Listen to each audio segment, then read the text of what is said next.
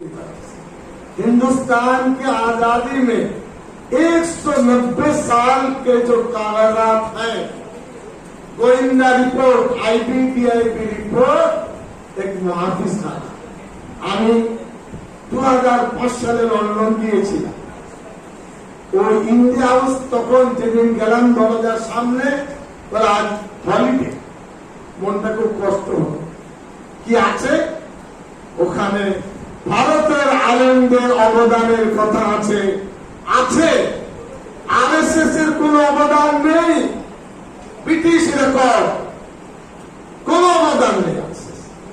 সাভারকার তেল লাগিয়ে চিঠি দিয়ে মাফি চেয়েছেন, হুজুর আমাকে ছেড়ে দেন, আর আন্দোলন করবো না। আর আলেম সমাজ মাথা নত করেনি, আল্লাহর ভরসায় দেশকে ভালোবেসে স্বাধীনতা আন্দোলন করেছে। যাই হোক, আপনাদের কাছে আমাদের অনুরোধ, আমরা কাজ করার মানুষ, আমরা ভালোবাসার মানুষ, সম্প্রীতি সৌহার্দ্যতার মানুষ। আপনারা রোজ রোজ সংবাদ মাধ্যম আমাদের কাজ নয় না, সত্যি সত্যি বাধ্য হয়েছি যাতে মেসেজটা যায়। সোশ্যাল মিডিয়া প্রচন্ড অ্যাক্টিভ, খুব খুশি। যুবকদের বলবো এগিয়ে যান, মানুষের কাছে তুলে ধরো। এবং পশ্চিম বাংলায় প্রতিটি প্রায় 1200-1300 মিশনারি স্কুল আছে। আমি আপনাদের মাধ্যমে বলছি, 10% গরিব মুসলিম ছাত্রদের জন্য আপনার ঋণ দেন। কোথায় যাবে? তাদের পয়সা, ফিস। আর মেধাবী ছাত্রদের নিন, নামাজ কালাম পড়ুক, ডাক্তার হোক, কোরআন হাদিস শিক্ষক, ইঞ্জিনিয়ার হোক, ইসলামী দর্শন বাদ দিয়ে শিখলে ওই বন্যার জল ভেসে যাবে। ইসলামী ঐতিহ্য মাস্ট। এরপরে অনুরোধ জানাবো আপনাদের কাছে, আমরা ব্যথিত। এই যে 79 সালটা গেল, কেমন গেল? সেটা কি দেশের মধ্যে খাদান, তারপরে এয়ারপোর্ট, পেট্রোলিয়াম, দেশের সম্পদ বিক্রি হয়ে যাচ্ছে। এটা দেশের ক্ষতি। আমেরিকা সরকারি বলি, ব্যক্তি না বলে 30 বার ভারতকে অপমান করেছে। আমাদের দেশকে, আমাদেরকে এত বড় দুঃসাহস। এবং এরপরেও প্রতি মিডিয়া সত্যকে মিথ্যা বলছে, মিথ্যাকে সত্য বলছে। সমাজকে ধ্বংস করার মূলে এদেরও বড় একটা হাত। আমরা যারা এসেছেন, হাত চোর করে বলবো, নিরপেক্ষতা করুন, চাল ভাত খান, শাক ভাত খান, বেশি লালসায় যাবেন না। আর আমাদের বললে আমরা ভিক্ষা করে একটা কলম কিনে দিতে পারি। ঈদের সময়, পুজোর সময় একটা শাক চাঁদা করে দেবো, এটা বলতে পারবো। কিন্তু তার থেকে বেশি ভালোবাসা দেব, ঐক্য দেব, প্রাণ ঢালা সৌহার্দ্যতা, সম্প্রীতি দেব। হিংসা, বিদ্বেষ, হানাহানি এই 25 সালে বহু গুণে বেড়ে গেছে, 24 সালে এই পর্যন্ত বহু। তারপরে ইতিহাস বিকৃত হয়েছে, মিথ্যা। ইতিহাসে ভালো জায়গা নেই। অদ্ভুত এক কঠিন পরিস্থিতি, ভাগ্যের পরিহাস। এই 2026 সালে টিএমসির পতন, বিজেপির উত্থান, এটাও আমাদের ভাগ্যে বোধহয় লেখা ছিল। আমি পর্যালোচনায় যাব না। ভোটে কারচুপি হয়েছে এই সালে, বাংলা এবং বাঙালিদের ক্ষতি করেছে, এটাও এই সালে হয়েছে।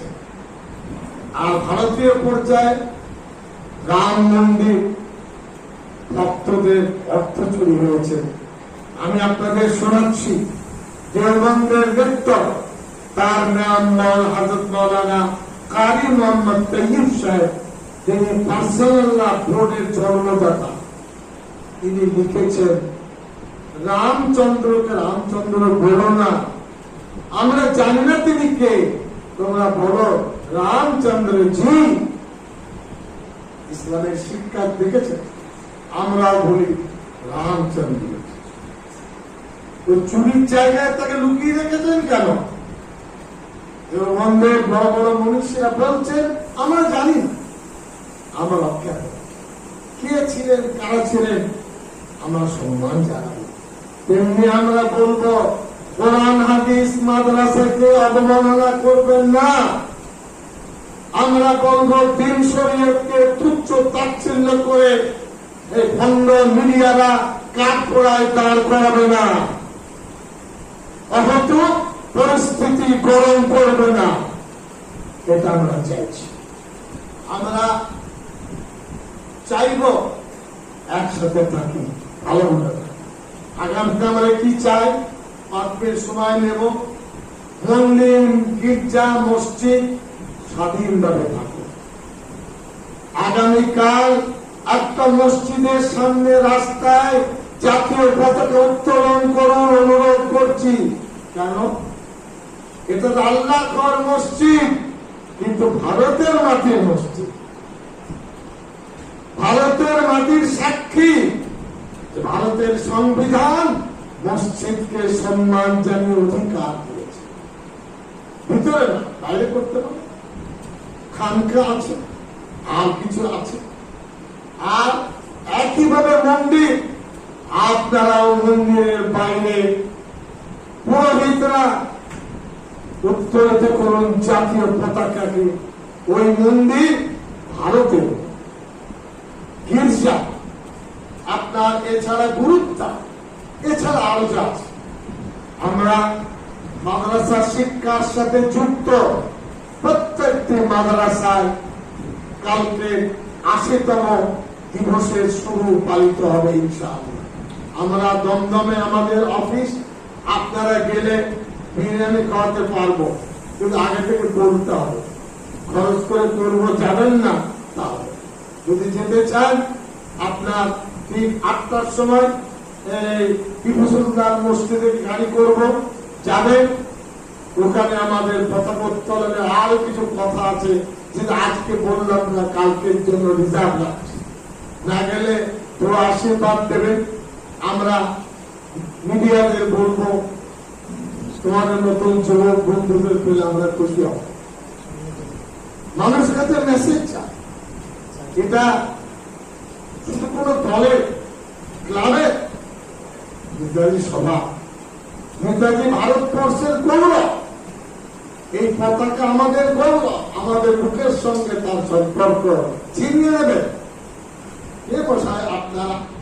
যাই হোক, কিছু হলো শিক্ষার আলোতে আমি এই দায়িত্ব নিয়ে বলছি।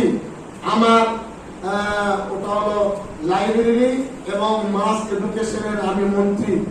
আমি জেনেছি 2011 সালে ভারতবর্ষের শিক্ষার হার 27% আঙুটা চাপ। মিডিয়াতে শোনাচ্ছে 27% ভারতের মূর্খ। কে বলেছে? রাষ্ট্রসংঘ।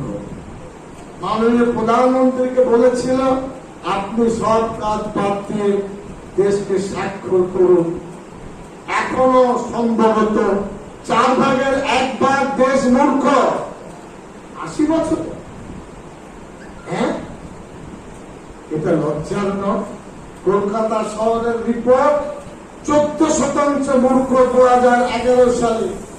এখন হয়তো 3-4% হয়তো কমবে।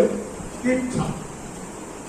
আমরা চাইব ভারত সরকার ভারতকে নিরক্ষর মুক্ত করুক।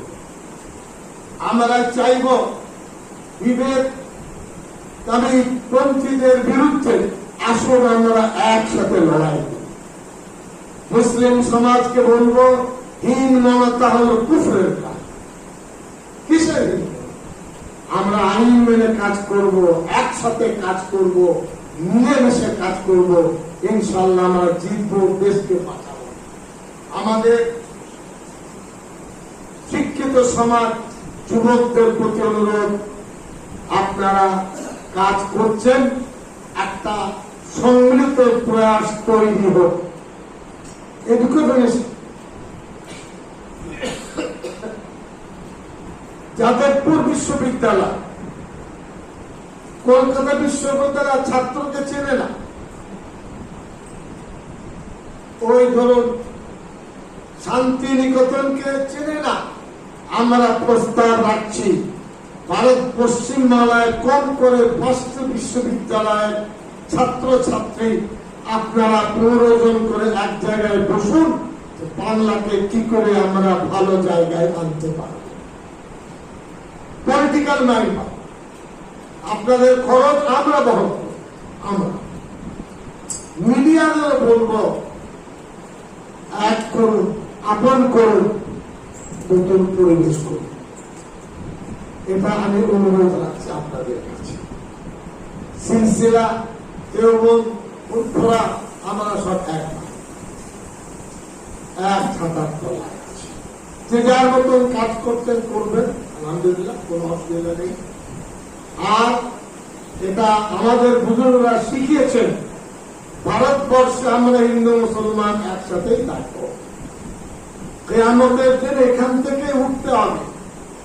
সৌদি আরব আমাদের নেবে না, তুরস্ক নেবে না, 1 মাসের ভিসা দেবে। বাংলাদেশের ক্ষমতা নাই যে আমাদের বলবে এসো নেব। পাকিস্তান তো আমি বাদ দিলাম, এটা আমাদের জন্মভূমি, মাতৃভূমি, আমাদের উন্নয়ন ভূমি। এই ভূমির সাথে আমরা সমৃদ্ধ হয়ে থাকবো। আমরা সুশাসন চাই, ভালো শাসন চাই। এই বলে সকলকে ধন্যবাদ জানিয়ে আপনারা আর বাড়তি প্রশ্ন করবেন না। আমি মিডিয়ার নর্মসটা জানি, এদিক ওদিক করে আমাদের মূল সাবজেক্ট থেকে সরিয়ে দিতে চাই। আমরা মিছিল করলাম মাইকে চলে, অদ্ভুত কথা, চলে গেল আরেক জায়গায় না। এবং আপনাদের শোনাচ্ছি, এসআইআর নিয়ে অলরেডি সিওর কাছে চিঠি চলে গেছে। আমরা যখন পাবো তখন আপনাদের বলবো কবে যাচ্ছে। গণনা যে আদমশুমারি 2027 সাল, সেখানে আমরা চিঠি পাঠিয়েছি 4 মাস সময় বাড়া। আমরা বলে আপনাদেরকে খবর দেব। সকলে ভালো থাকুন, সুস্থ থাকুন। আপনাদের কুশল কামনা করি।